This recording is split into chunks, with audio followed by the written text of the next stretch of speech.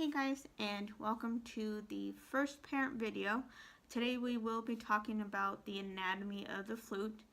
The main reason why I want to make this video is so that you as a parent have a better understanding of some of the terminology that's used to describe the anatomy of the flute. Let's say, for example, your child's flute has an issue going on and the flute teacher that your child goes to describes it to you, you have a better understanding of what's going on. The flute comes in three parts. The first part is the head joint.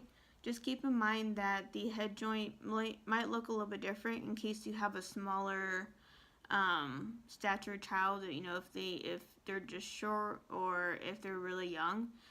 The reason why they created the curved head joint is so that the keys of the flute are closer to the child so that it's easier to play.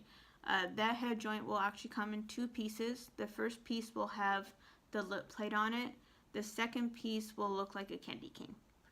Now, the three main parts you really need to know about the head joint are the lip plate. This is the part where you would put onto your lips to blow into the flute. The second part is the crown, which is the very top of the head joint. The third and last part is the cork. The cork is actually in between the crown and the little metal piece inside your head joint. The reason for the cork is so that it helps in the tuning of the flute, so that it's easier for the player to tune their instrument. So that is the head joint. Now we're moving on to the busiest part of the flute, and that is the body. As I bring it up, you're both like, yep, very busy. There's just a few keys here that I want to show you guys. There's one additional one that I will show you just in case you have a professional model, which is the model that I have. The only other difference as well, if you look closely enough, you will see that some of my keys right here have holes. That's completely normal. Intermediate and advanced / professional flutes all have these kind of keys. The only flute that does not have that are the beginner flutes. The good thing is that whether they have the holes in the keys or not, the names stay the same. Alright, so the first thing I'm going to show you are your trill keys. The trill keys are these little guys right here. So the purpose of these keys, just so you know, is to help the person trill. Sometimes the fingerings, as far as coordination, gets a little bit tricky, so sometimes you might be using the trill keys to go from one note to the other. Some of the notes, when you finger them, actually also require some of the trill keys, so that's another way you can use them as well. The second key I want to go through with you is actually one that's kind of hidden on my flute, but it's because I have a professional model, and all professional models actually have an extra key, and that's called the C# key. So if you're wondering what that is, if you have a professional model and you're not quite sure what that is, it's this little guy right here. So you press that, and this guy right here literally just goes up and down. The second key in this little area is your alternate B flat key. So B flat / A sharp. The next key I want to go over is the A flat key, and that's the one that's kind of dangling off the flute. This is the key, ironically, yes, to play A flat. So you will use your pinky along with these three fingers and your thumb. So far we got the two trill keys,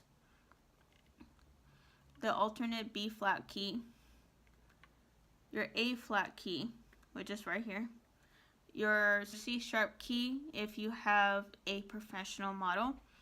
The last key I want to show you is kind of in the back, quote unquote, is your actual B flat key.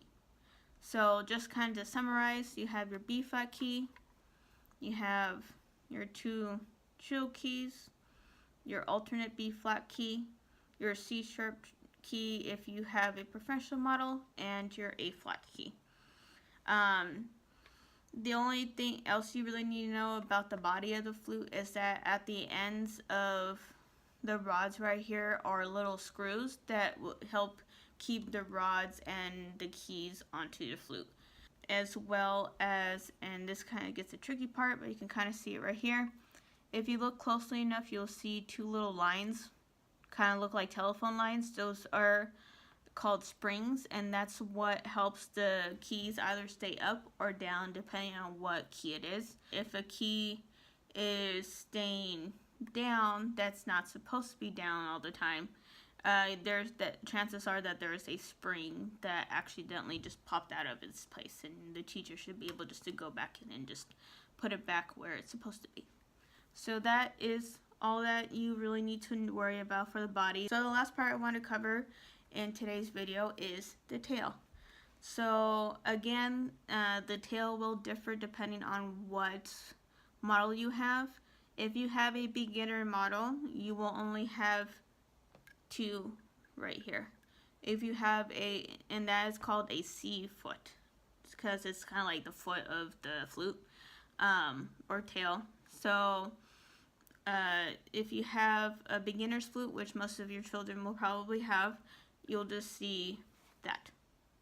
If you have an intermediate or professional model, you'll have what's called a B foot, because you can actually play to low B instead of low C. I'm just going to go through all of them, even if you don't have this extra key. So you have your E flat right here, your C sharp, your C, which is the little roller key right above the C sharp. If you have a B foot like what I have, you have an extra roller key, which helps you play B. Springs and everything, and the screws and the rods are all the same as the body. So I hope this helps. I hope this makes it a little bit easier to know what teachers and repairmen and repairwomen are talking about.